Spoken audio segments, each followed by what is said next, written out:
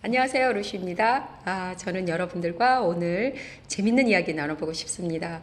제가 즐겨 찾는 카페에 어떤 분이 6월 5일 새벽에 지리산 산행을 하다가 겪은 일이라고 글을 올렸는데, 무척 흥미로웠어요. 그리고 댓글들이 더 무서웠어요. 그분이 내려올 때 장터목으로 하산을 했는데 그 길에 군인들이 젊은 군인들이 계속 자기 앞에 이렇게 저벅저벅저벅 걸어가더래요. 그리고 뒤에서도 계속 내려오더래요. 그래가지고 군인들한테 길을 비켜줬대요.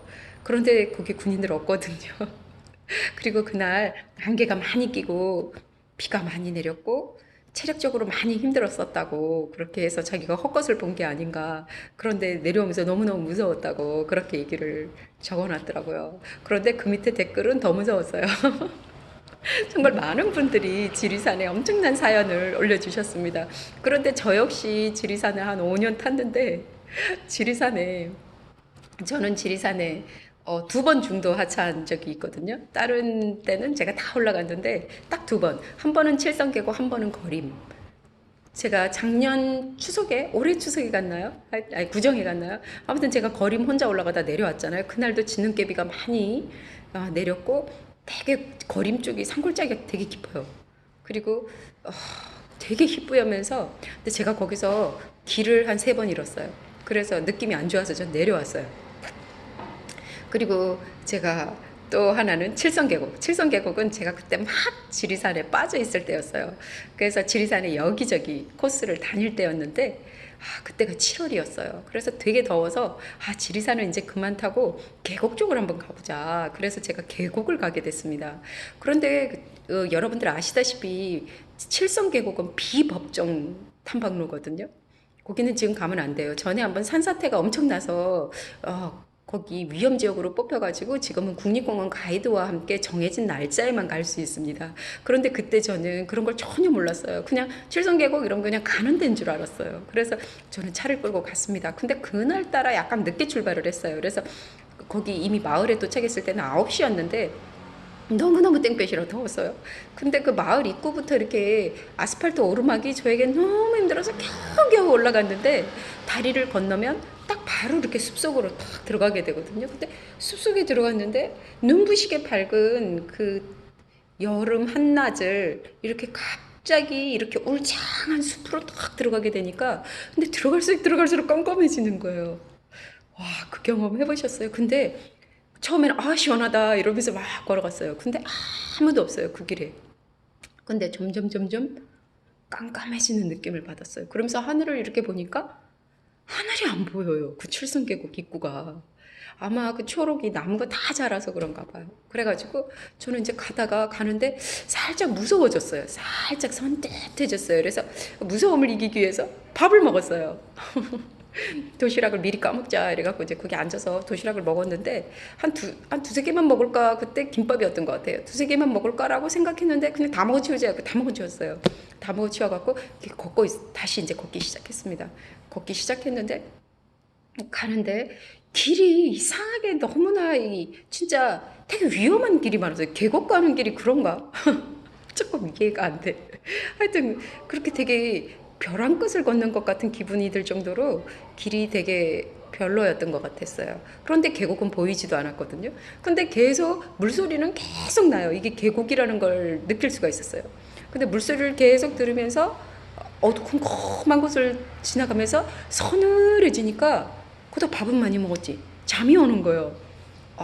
그때 진짜 이렇게 몽롱해지면서 몸이 쭉 가라앉으면서 잠이 오기 시작했어요.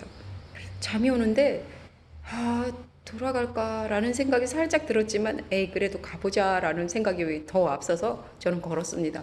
걷는데 이 다리가 스텝이 약간 꼬인다는 생각을 했어요. 지금 제가 4년 전인데도 기억을 하잖아요.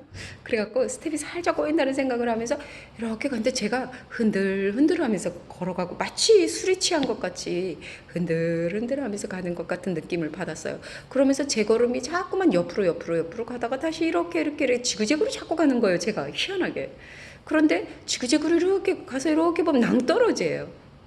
계곡물이 이렇게 쫙 내려오기 때문에 그 가장자리를 제가 걷고 가기 때문에 낭떠러지라는 걸 제가 이렇게 잠이 와서 몽롱한 순간에 어느 순간 딱 보니까 제가 벼랑 끝에 서 있는 거예요. 낭떠러지 끝에. 와, 그래서 순간, 어, 정신 차려야지라는 생각을 하고 다시 이제, 그러고도 계속 갔습니다. 계속 가다가 보니까 이제 탁 트인 시야가 나오면서 그 말로만 듣던 사진에서만 보던 칠성계곡이 나왔어요. 칠성계곡이라고 해야 되나? 다른 계곡인지 하여튼 용소 같은 이렇게 물이 이렇게 가득 담긴 소라 그러죠. 계곡은 아니고 계곡은 폭포가 있어야 되잖아요. 그렇게 하여튼 그런 것들이 나오기 시작했어요. 그러다가 이제 저는 정말 근데 물빛이 굉장히 깊었어요. 굉장히 진하고 되게 옥빛인데도 그 뭐라 그래야 돼? 그 깊이가 한눈에 봐도 와 저게 엄청 깊겠다라는 생각을 했습니다.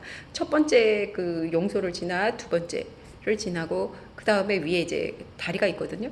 그 다리를 갔다가 보니까 출입 입산 금지예요.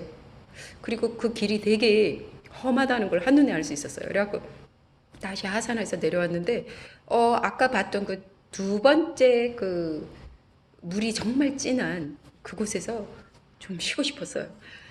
거기에 큰 바위가 있는데 거기에 앉았어요.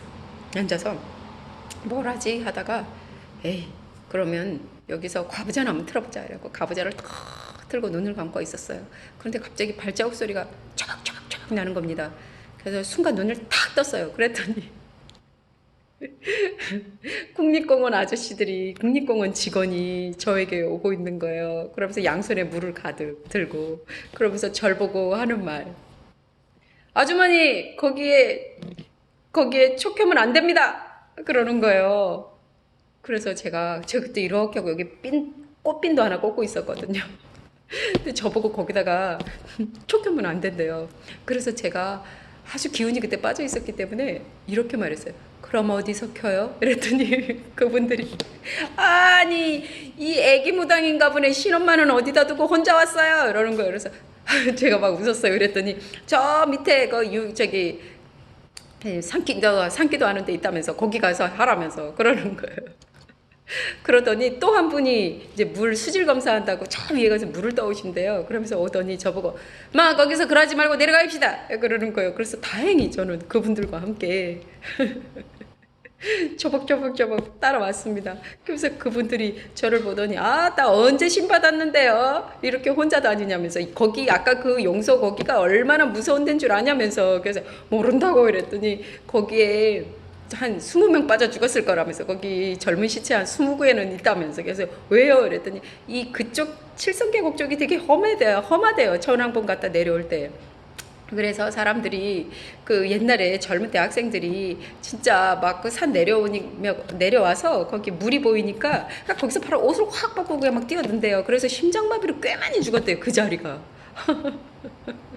그러면서 거기 잘못하면 끌려 들어갑니다. 막 이러는 거예요. 그래서 그렇구나.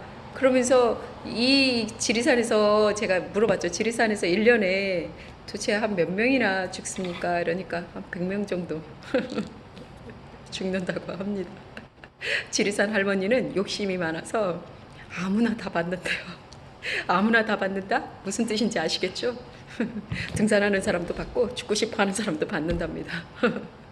그러니까 많은 분들이 거기서 그런 일을 당하신대요.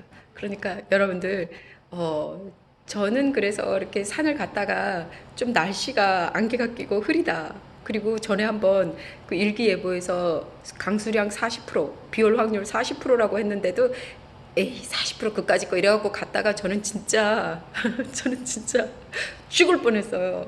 비가 30분 동안 오는데 완전히 그 천왕봉 칼바위 완전 거기를 그냥 호숫가로 만들어 버렸습니다. 순식간이던데요. 그리고 천둥번개가 깊은 산에는 말도 못하게 쳐요. 그래갖고 법계사에 그때 막 번개가 쳐갖고 전기 다 나가고 난리 났었어요. 근데 그때 제 뒤에 따라오셨던 분이 아니었으면 저는 그때 거기서 어떻게 제가 혼자서 나왔을까 그 생각을 했습니다. 저는 항상 월요일 평일 산행을 하기 때문에 산에는 정말 사람이 별로 없어요. 그래서 그때 저를 도와주셨던 분이 저한테 늘 이렇게 말했어요. 이럴 경우를 대비해서 큰 산에서는 항상 정상에서 사람을 보면 물어봐라.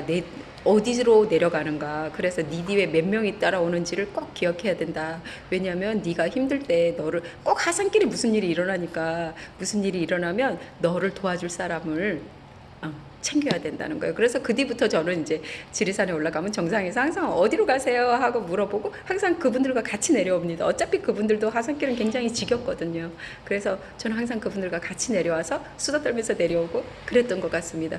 아 근데 지리산에서 그런 공포스러운 분위기 느끼신 분들 되게 많은 것 같아요.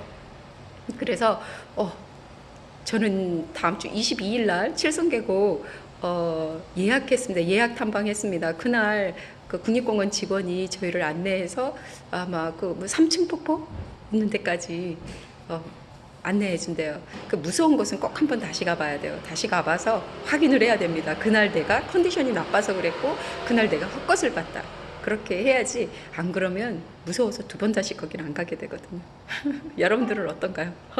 저 강큰가요? 아무튼 저에게 지리산은 굉장히 좋은 곳이고 푸근한 곳이기 때문에 두고두고 늘 가깝게 하고 싶은 산입니다. 여러분들과 오늘 재밌는 얘기 한번 나눠봤습니다. 좋은 하루 되세요.